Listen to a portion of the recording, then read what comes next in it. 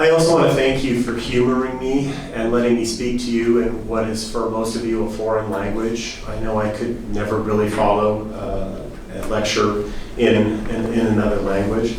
So that's because I'm a child of the empire and membership has its privileges. I didn't come here really to speak, but to listen.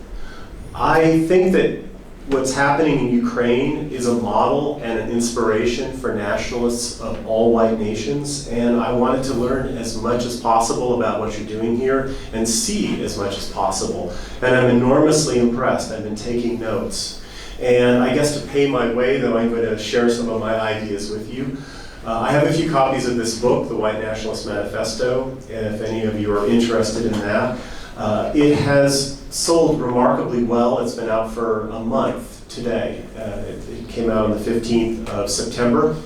And when I was following its rise and fall on the bestseller lists at Amazon.com, it was actually number 2 in the political philosophy listing twice, and the number 1 book was by Francis Fukuyama called Identity.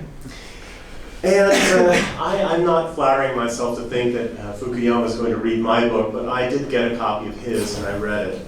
I've been following Fukuyama since 1992, actually since 1989. When he first came on the scene with his essay about the end of history and raising the question, is the fall of communism in Eastern Europe the end of history that was prophesied by Hegel? And in 1992, he published a book called The End of History and the Last Man, which expanded that thesis. So, well, I should say one thing about what I've seen here in Ukraine. You're doing metapolitics, right? Not only are you serious about ideas, you're serious about community building. And I see that you are actually building an alternative social order here, an alternative society. And that's what we all need to be doing in all white countries. We have to have some kind of organizational nucleus that can demonstrate that it can do all the things necessary to secure a society's future, because that will give us the ability to actually take power someday and do that. And I think that process is most far along in this country, and that's what's really impressive to me. Now, everybody has a plan A and a plan B. The plan A for American white nationalists like me is to save America as a white nation. And plan B, if that can't be done, is to at least prevent America from interfering with Europe's attempts to save itself. And countries like Ukraine and their attempts to save themselves, countries like Hungary, the healthy parts of Europe. Now the enemy has a plan A and a plan B too. And plan A was basically what we've been seeing in Western Europe and the United States. It's to promote selfish individualism, low birth rates, shattered families, prolonged adolescence, and open the borders to race replacement levels of immigration from the third world. And the net result of that, if applied long enough, would be the simple extinction of white people. That was plan A. But plan A had some unintended consequences. It created a reaction. We're the reaction to plan A. And because of the reaction to plan A, the establishment has been formulating plan B. And plan B is being formulated by people like Francis Fukuyama and other people who are in the United States known as neoconservatives. And what plan B is a way of preserving the existing power structure in America and the West, to preserve it against the rise of white identity politics, to preserve it against the rise of nationalism and populism, by promoting a somewhat more conservative and somewhat more inclusive form of civic nationalism. And that's really what the agenda of Fukuyama's book Identity is. It's to keep the existing establishment in power by putting on the brakes slightly, by slowing the process down slightly, because they realize that if the establishment keeps its foot on the brakes, keeps pushing multiculturalism and open borders, that there is going to be a reaction, and that reaction might sweep them out of power. The opening sentence of Fukuyama's book is basically, this book never would have been written if Donald Trump had not been elected president of the United States. That was a wake-up call. That was a scary thing. Brexit happened.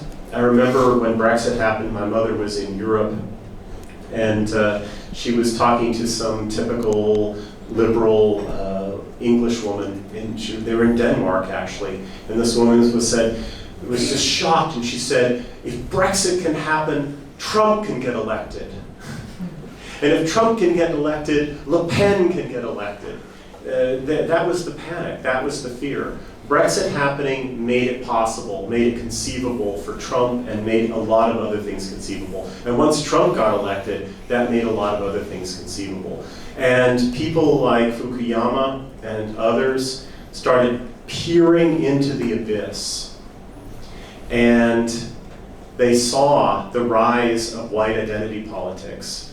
Behind Trumpian civic nationalism, they spied white identity politics, and they were wise to do that because we were there, boosting Trump. The alt-right, white nationalists, whatever you want to call them, were his most effective online defenders and cheerleaders. And they got afraid, and they were right to be afraid.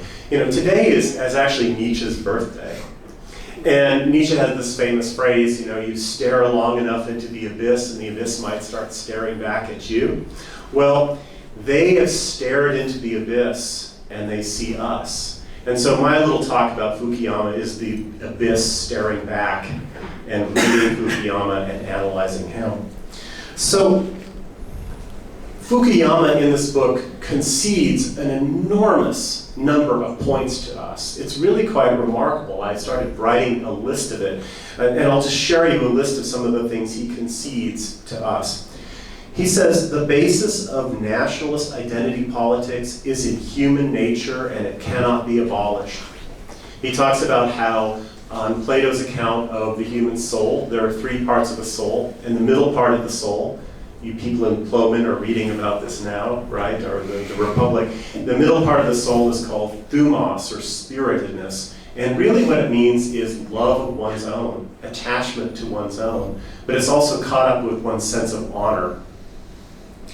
And that is a real part of the human psyche, according to Fukuyama. It means that mankind is not just a rational producer-consumer, which is what liberalism presupposes about us. And that means that there is a foundation in human nature of identity politics, and specifically of nationalist identity politics, attachment to a group of one's own, one's people. He also concedes that leftist identity politics, and especially the more far-out kind of intersectional identity politics that we hear about today, is based on a phony Protestant/liberal misunderstanding of the self, of the inner nature of the self. It's this idea that there is this inner self that we all have, which is good, and that must be recognized by society, and no society is legitimate, no institution is legitimate, no law is legitimate, unless this inner self can give its authorization or consent to it. That's basically the psychology that gives us liberalism, and it's also the psychology that gives us all this whining, mewling, identity politics of people who want to decide, who want 56 genders to choose from on Facebook or whatever. It's Tumblrite identity politics, basically. It's hyper-subjectivist identity politics of neurotic people who think that they can choose their identity, and that if they feel these deep feelings of alienation, then society has to recognize them and coddle them and make them feel at home. He concedes that this is just based on rubbish and rot, that it's a fundamental misunderstanding of what human nature is, but it's plausible enough that it can create a constituency that wants that. Unfortunately, the constituency that wants that liberal left identity politics wants something that can never satisfy them. These people are miserable because they are free. Okay, and liberalism basically makes people miserable because it demands a kind of freedom that they're not really satisfied by. That's an extraordinary concession that he makes. He says that liberalism, individualism, and democracy, the whole modernization process, understood as basically liberating this inner self from any kind of external constraints, actually undermines the cultural conditions that make life meaningful. It creates nihilism, and it gives rise to a healthy desire to restore social meaning. It gives rise to reactionary politics, reactionary nationalism, an attempt to restore the authority of shared ways of life and shared understandings of meaning. That's an extraordinary thing for a centrist who was proclaiming that liberal democracy is the end of history to concede. He talks about how the left has betrayed and abandoned the workers of white nations for refugees, non-whites, sexual misfits, feminists, and so forth. And that has been the major force in the rise of right-wing populism, white identity politics. That's an enormous concession. He says that diversity within the same state gives rise to conflict and disorder. The only positive things he can say about diversity basically reduces to a wider variety of food, ethnic food. That's about the only non-vacuous thing he can say in favor of diversity. That is the last refuge of liberals calling for diversity. And guess what? We can take the recipes and send them home. They don't have to live amongst us. We can make our own damn burritos. It doesn't require a large colony of people from Mexico to do it. He argues that having a unified national culture promotes many very centrally important goods, political goods. It promotes good government itself. Again, that's extraordinary for anybody to concede today. He says that identity politics on the left weakens the left and strengthens the right. He says that a creedal idea of civic nationalism, where you just hold on to a few basic principles, like believing as Americans do or supposed to do, that all men are created equal, that something like that is not sufficient to maintain any society, even a liberal democratic society, that one needs a common culture that's authoritative and that people are irrationally identified with. That's kind of an amazing thing. And he also says something that totally blew my mind, and I had to reread it 3 times to make sure that I wasn't reading something into it. But he said, one can actually establish national identity by moving borders to fit peoples, and moving peoples to fit borders. That's practically the way I talk about it in this manifesto.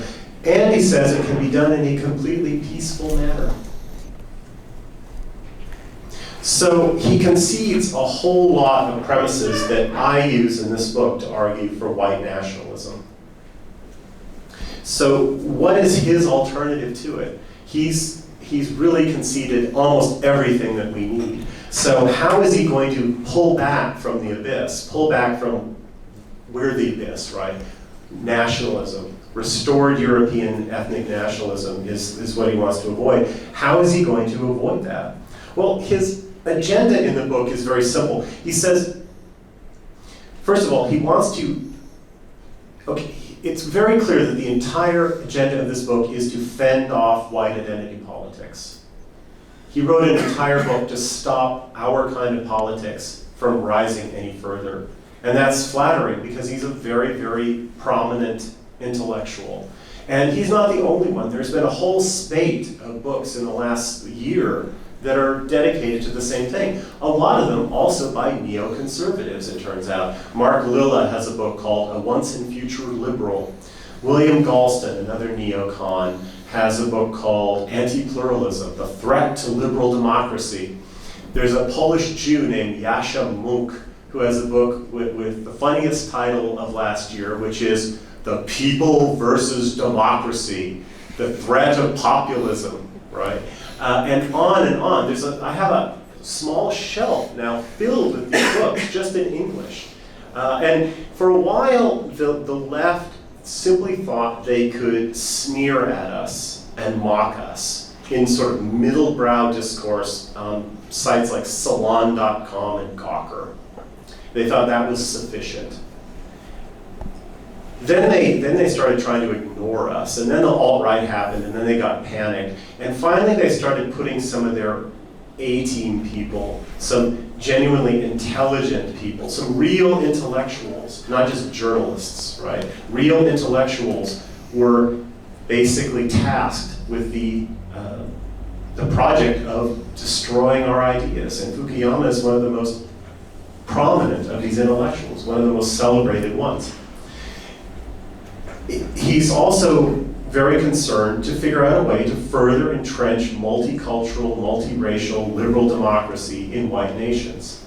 That's his goal.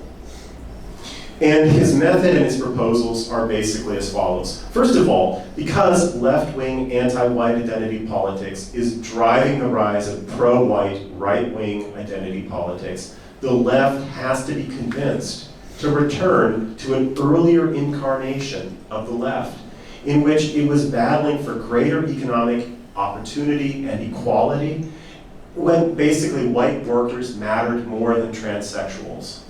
Okay.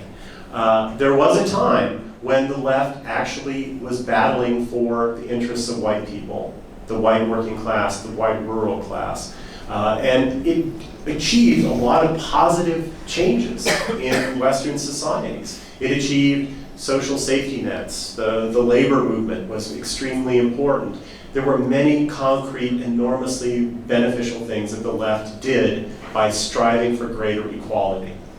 They've stopped doing that though, and Fukuyama, oddly enough, because all of his economic views are complete neoliberal nonsense, right? He's all for free trade against protectionism and everything else. He believes all the stuff that's given rise to the present day oligarchy. And yet he goes through this book and he laments, or pretends to lament, how the left has abandoned the white working class. Obviously, I don't think he wants communism. He doesn't want the left as it used to be. But what he does want to do is persuade leftists to cool it with the identity politics, right?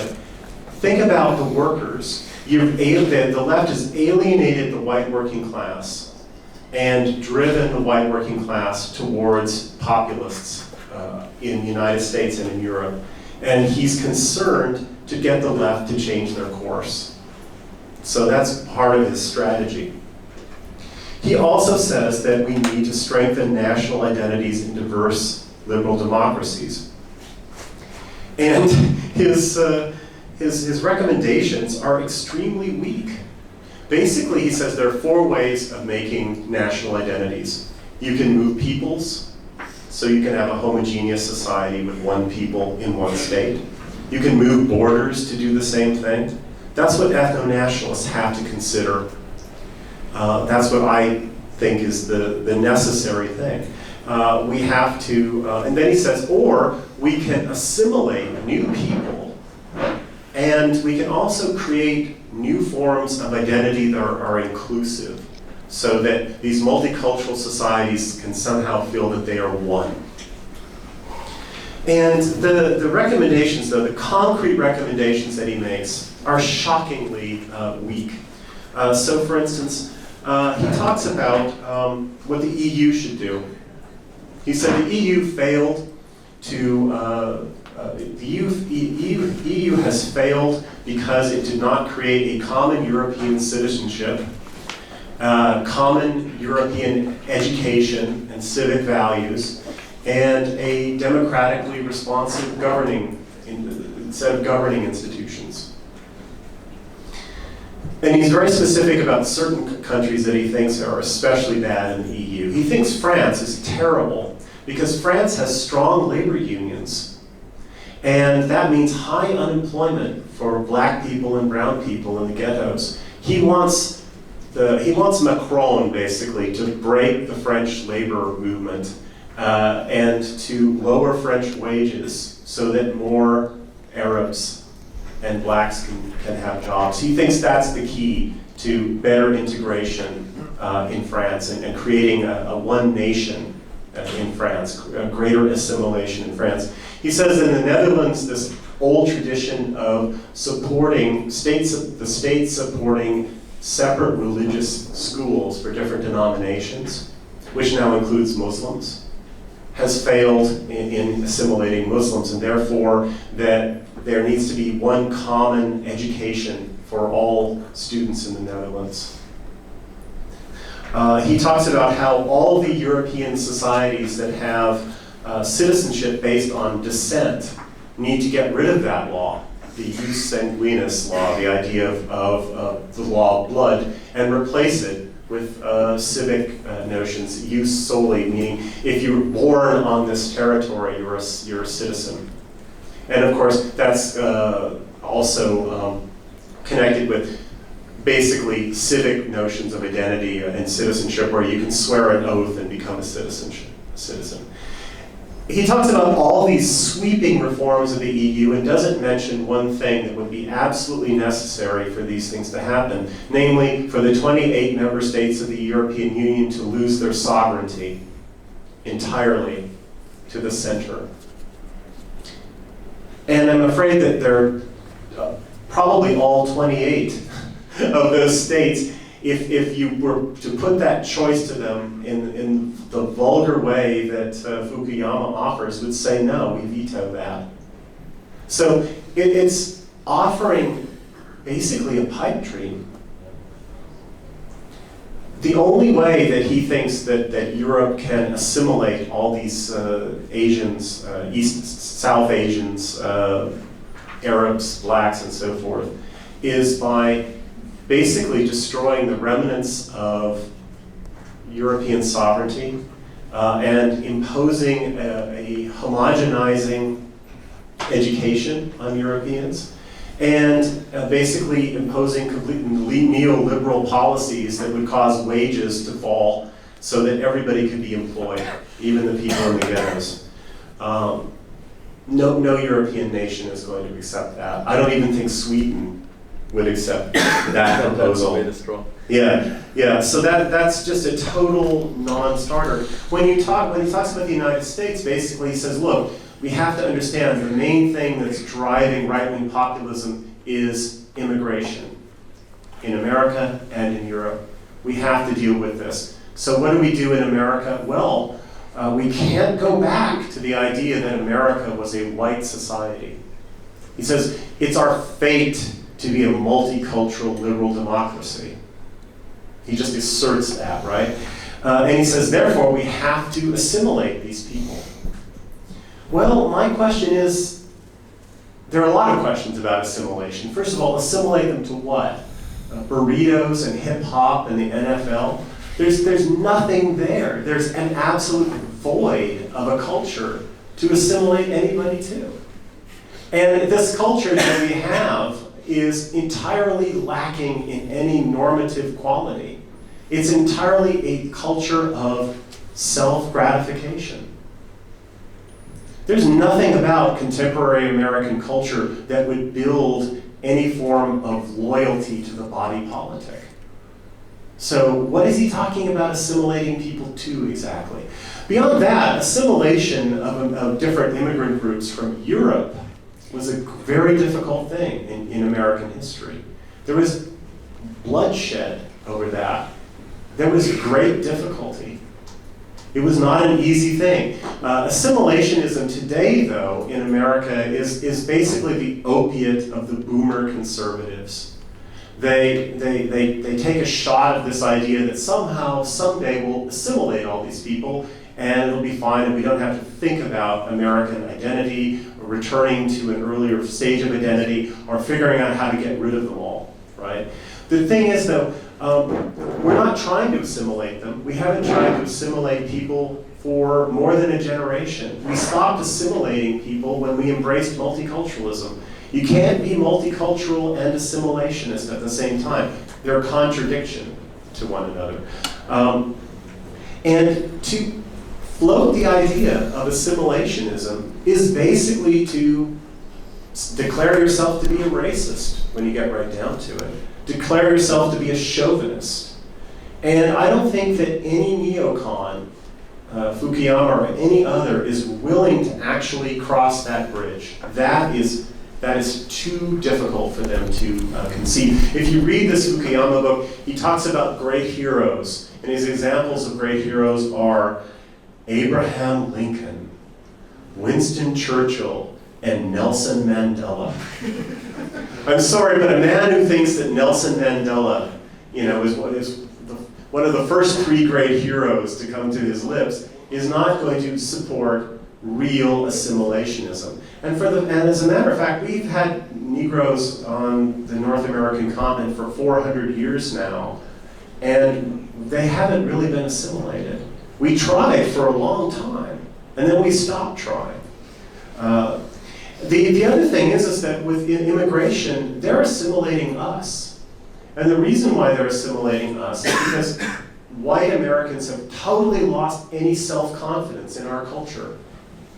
But they're very self-confident in their cultures, such as they are, right? Muslims are very, very self-confident about their culture and their outlook, and they think that everybody else should share it. We are not a people that has the backbone and self-confidence to oppose assimilation on other people. And therefore, it's really just a non-starter. It's not going to happen. And again, he's proposing this for the political establishment to start. This is what our government has to do. This is what the Washington Post and the New York Times and the Wall Street Journal have to get on board with, and to get the political class on board with, so we can actually create policies to do this. There is no way that that will ever happen. There's just too much opposition to that. It's racism, basically. It's equivalent in most people's minds to the white identity politics that he's trying to ward off. And on some deep level it is. To somehow forge new forms of inclusive, democratic, liberal democratic culture. I don't know what that would be, though, right? And he doesn't give us any indication of what this basically synthetic, fake culture is going to be. He says it's not enough just to have people raise their hand and take an oath that they're going to be Americans. There has to be something more to that. There has to be a culture that we have in common. What sort of culture that will be, again, besides burritos and hip hop, is entirely empty. It's but the underlying assumption here, and he makes this very explicit. He says the error that the identitarians of the right make is to assume that identity is somehow given to you by your biology or your heredity, when it's really not. We can have all kinds of identities. He basically has to embrace a completely social constructivist notion of identity. Why? Because the thing that's going to save America from our kind of identity politics is for the establishment to construct a fake liberal democratic identity politics. And there's no indication, though, of what the content of that liberal democratic identity politics is going to be. So, this is the best that the neocons have come up with so far. And I'm very, very encouraged by that.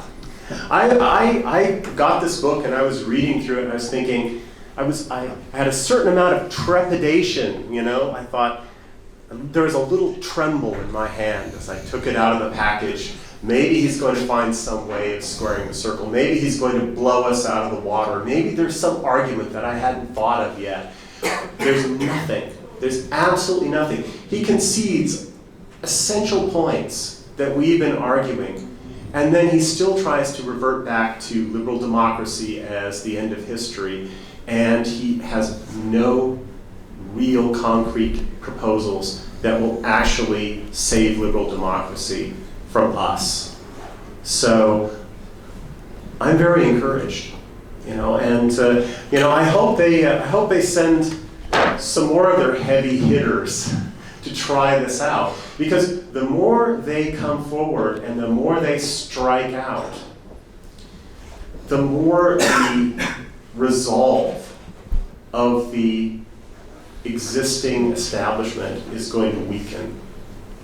Because I do believe that ideas matter, and ideas shape history. And there are lots of people who are going to be looking to people like Fukuyama for an answer, because they're troubled. Part of why they're troubled is because they sense that maybe there's nothing wrong with France for the French. How did that ever become a problematic idea, right? How did it ever become problematic that America should be for Americans and France for the French? People are troubled by our ideas, and they're going to people like Fukuyama and Galston and Lilla and others for solace. They want to see some of these intellectuals make their system work. And the more they strike out, the more people in the center, white people in the center, even white people on the left, are going to start saying, we need a new paradigm. We need to embrace identity politics of our own. So thank you.